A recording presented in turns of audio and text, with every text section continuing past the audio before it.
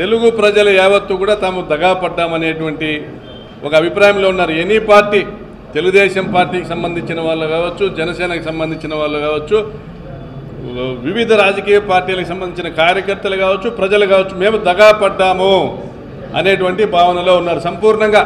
ఎందుకంటే జగన్మోహన్ రెడ్డి గారు ముఖ్యమంత్రి అయిన తొలి సంవత్సరం నుంచే అనేక అభివృద్ధి కార్యక్రమాలు, సచివాలయాలు, ఆర్బీకేలు, వెల్నెస్ సెంటర్లు, అనేక అభివృద్ధి కార్యక్రమాలు చేశారు.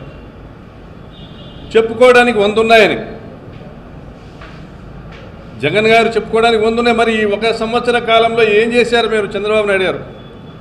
చెప్పుకోవడానికి ఏమున్నాయి? చెవులో పూలు పెట్టడం తప్ప నిన్న మీరు ఏం చేశారు?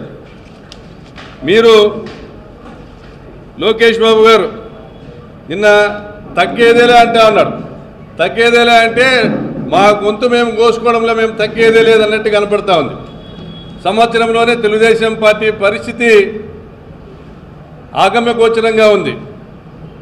అక్కడికి వచ్చినటువంటి కార్యకర్తలే 170% మంది వాళ్ళ ఎమ్మెల్యేల మీద విరుచుకుపడుతున్నారు. ఒక సర్వేలో తేలింది 170% మంది మహానాడుకు వచ్చినటువంటి టీడీపీ కార్యకర్తలు వారి ఎమ్మెల్యేల మీద విరుచుకుపడతా ఉన్నారు.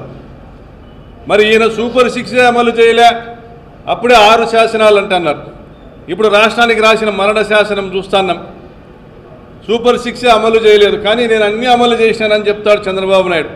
మరి ఆయనకు ఆల్జీమర్స్ పీక్స్కి వెళ్ళిందా? మరి ఆయన పరిస్థితి ఏంటో లోకేష్ బాబు మరి కుర్చీని లాక్కునేటువంటి టైం వచ్చిందా? ఇప్పటికీ పెన్షన్ మినహా వేరే ఏదైనా చేసింది ఉందా? కరెంటు బిల్లులు నేను పెంచనన్నాడు చంద్రబాబు.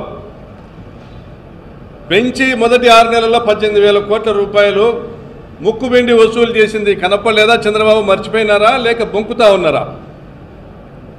డిఎస్సి పూర్తి చేశామంటారు, తొలి సంతకం మాత్రం చేశావు, నీ సంతకానికి విలువ లేదు. ఆ నోటిఫికేషన్ ఉందో ఊడిందో ఈరోజు కూడా నిరుద్యోగులు మోసం చేశాడంటున్నారు. ఉద్యోగుల్ని ఊరించావు, ఉడికిస్తా ఉన్నావు. నిరుద్యోగులంతా ఈరోజు నీ మీద కారాలు మిరియాలు నూరుతూ ఉన్నారు. చంద్రబాబు నాయుడు గారు ప్రచార పటోటాలతో, ఆర్భాటాలతో, వికృత చేష్టలతో, వికటహాసాలతో, వైఎస్ఆర్ కాంగ్రెస్ పార్టీ కార్యాలయాలను కూల్చివేతలతో మొదలుపెట్టావు నీ ప్రభుత్వం. మరి ఈరోజు మీ ఔరంగజేబు పరిపాలన మెడికల్ కాలేజు అమ్మకాలతో, సచివాలయ ఆర్బీకే వ్యవస్థల రద్దుతో, వాలంటీర్ల వ్యవస్థల రద్దుతో, వెనుకబడిన ప్రాంతాల తాగు సాగునీటి ప్రాజెక్టుల రద్దుతో, మహిళా సాధికార వ్యవస్థను నిర్వీర్యం చేయడంతో, విద్యార్థుల భవిష్యత్తును చిదిమేస్తూ, ఉన్న ఉద్యోగాలు రద్దు చేస్తూ, నిరుద్యోగులను మోసం చేస్తూ, మీరు వ్యవస్థలన్నింటినీ నాశనం చేసి ఈ రాష్ట్రంలో వ్యవస్థలన్నింటి కనపడటంలే. లా అండ్ ఆర్డర్ అనేటువంటి పదానికి అర్థమే తెలియని పరిస్థితుల్లో ప్రజల్ని నెట్టి పోలీసులు మీ గోర్ఖాలుగా వాడుకొని ఈరోజు ఒక అరాచక రాజ్యాన్ని, మీ రౌడీ రాజ్యాంగాన్ని ఏర్పాటు చేసి ఒక గూండా రాజ్యాన్ని ఏర్పాటు చేశారు రాష్ట్రంలో. పథకాలు అడిగితే గొంతు కోస్తారేమో, గొంతెత్తితే గొంతు కోస్తారేమో అనేటువంటి ఒక భయాన్ని కల్పించారు ఈరోజు రాష్ట్రంలో.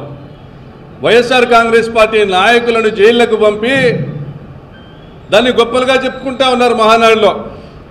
ఒక ఆయన ఎక్కడ పోయాడో తెలియదంటే, ఇంకొక ఆయన జైల్లో ఉన్నాడంటే, ఇంకొకరికి ఏమైందో తెలుసు కదా అంటున్నాడు. రెడ్ బుక్ గురించి గొప్పగా చెప్పుకుంటా ఉన్నాడు. మరి మీకు అధికారం ఇచ్చింది ఇందుకేనా అని ప్రజలు చర్చించుకుంటా ఉన్నారు.